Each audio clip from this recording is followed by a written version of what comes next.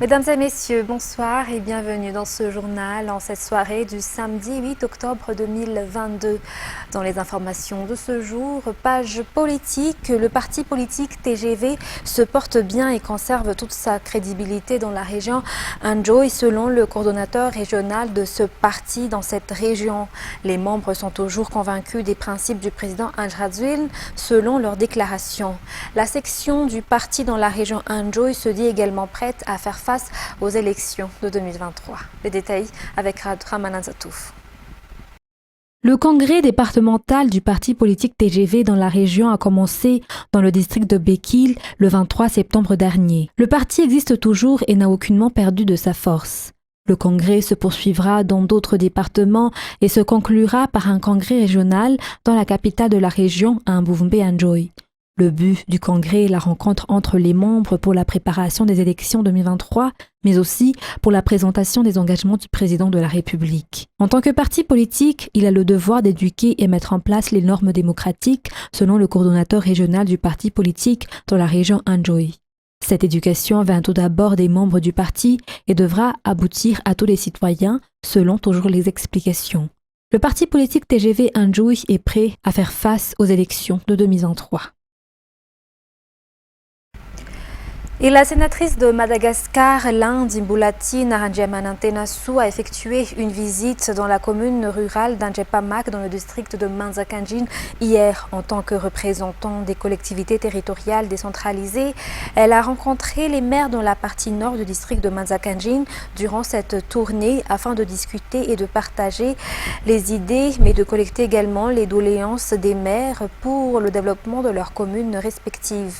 Il a été discuté notamment du domaine foncier, la distribution massive des cartes foncières, mais aussi la mise en place des BIF au bureau local des services fonciers dans toutes les communes.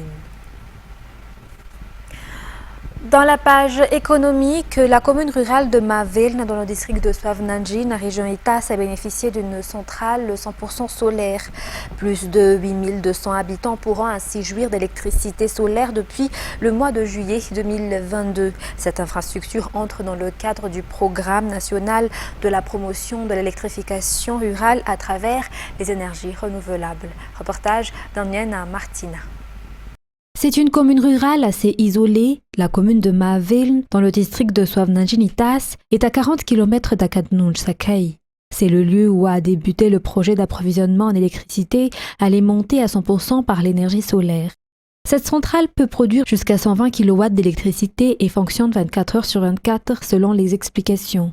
Pour l'instant, 120 ménages ont pu utiliser l'énergie de cette centrale selon les explications. La commune a aussi bénéficié d'éclairage public. C'est une nouvelle infrastructure qui change littéralement la vie quotidienne de la population, selon le maire de la commune.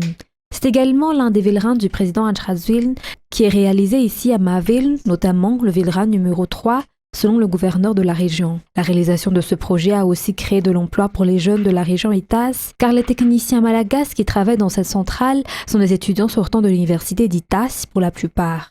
Ce projet se poursuivra dans d'autres communes.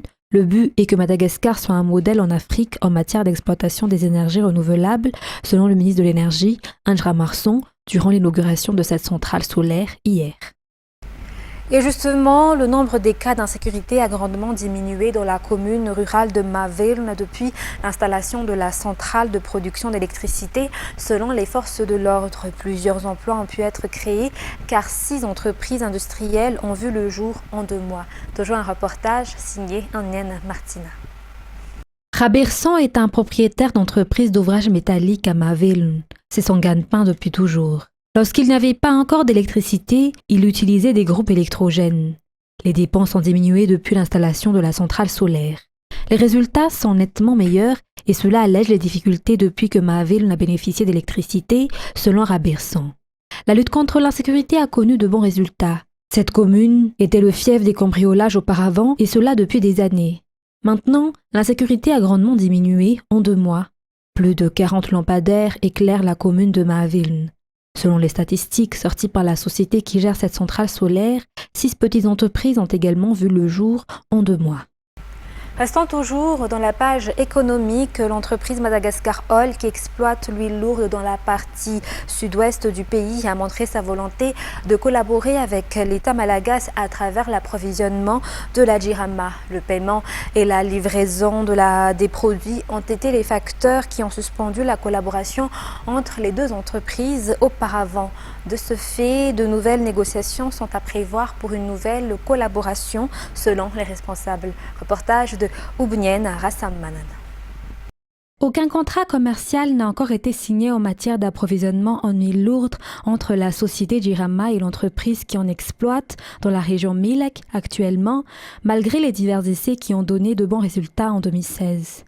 La Jirama a déjà montré sa volonté de collaborer avec cette société exploitante, mais dont le contrat devrait être strictement respecté, surtout au niveau du paiement et de la livraison des produits dans les délais. Des discussions ont déjà eu lieu et se poursuivent encore entre les deux parties actuellement sur la reprise de la coopération.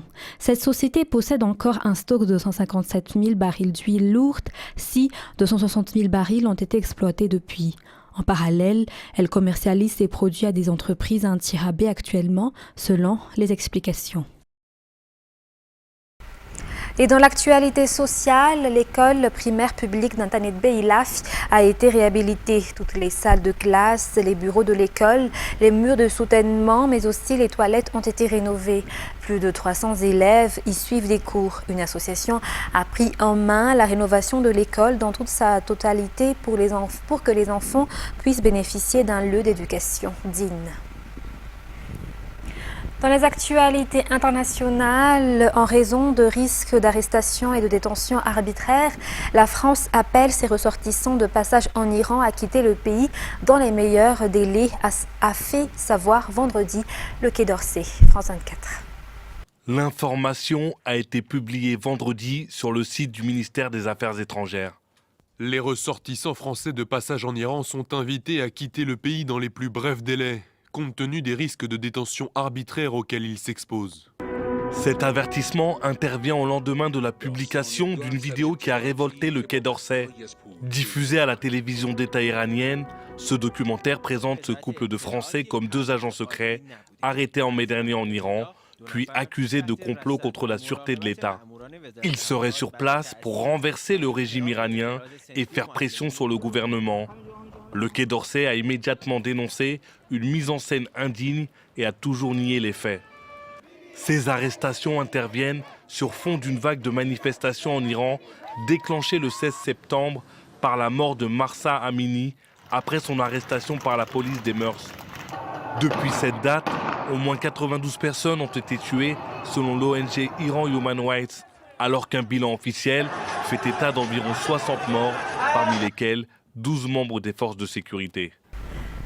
Le premier procès en France sur des crimes contre l'humanité commis au Libéria dans les années 1990 débute lundi. Dans le box des accusés, Kunti Kamara, un ancien commandant rebelle soupçonné d'actes de barbarie, de viol et d'exécution sommaire. S'il est jugé coupable, Kunti Kamara encourt la prison à perpétuité. France 24. Un procès inédit commence ce lundi à Paris. Sur le banc des accusés, Kunti Kamara, un ancien chef rebelle libérien. Il a été interpellé en France en 2018 suite à la plainte d'une ONG. Il n'existe à ce jour aucune image publique de cet homme de 47 ans. Kunti Kamara est mis en examen pour actes de torture et de barbarie durant la guerre civile au Libéria. De possibles crimes contre l'humanité qui autorisent la justice française à faire valoir sa compétence universelle. Ce procès est important et vraiment porteur d'espoir puisque aujourd'hui au Libéria, on n'a toujours pas jugé une seule personne impliquée dans la guerre civile libérienne. C'est très important pour les victimes de savoir qu'à l'étranger, ces personnes risquent tôt ou tard d'être confrontées à leur passé. Ce procès va se pencher sur les pages les plus sombres de l'histoire récente du Libéria. Les guerres civiles qui ont déchiré le pays entre 1989 et 2003 ont fait près de 250 000 morts. Kunti Kamara était un responsable de l'Oulimo, un groupe armé opposé à l'ex-président libérien Charles Taylor. Pillage, viol, meurtre, torture, les faits dont Kamara est accusé auraient été commis entre 1992 et 1997 dans le comté du Lofa, dans le nord-ouest du Libéria. Un juge d'instruction français a enquêté sur place et recueilli de nombreux témoignages incriminant Kunti Kamara. Mais ce dernier continue à nier en bloc, comme l'explique son avocate. Depuis le départ, M. Kunti Kamara indique qu'il n'a rien à voir avec ces faits, qu'il n'est pas impliqué dans les faits qu'on lui reproche. Ce qu'il a indiqué depuis le départ, c'est qu'il était un soldat de l'ULIMO, mais qu'à aucun moment il n'a commis d'actes de torture ou d'autres crimes sur les civils. Le procès va durer près d'1 mois. S'il est jugé coupable, Kunti Kamara encourt la prison à perpétuité.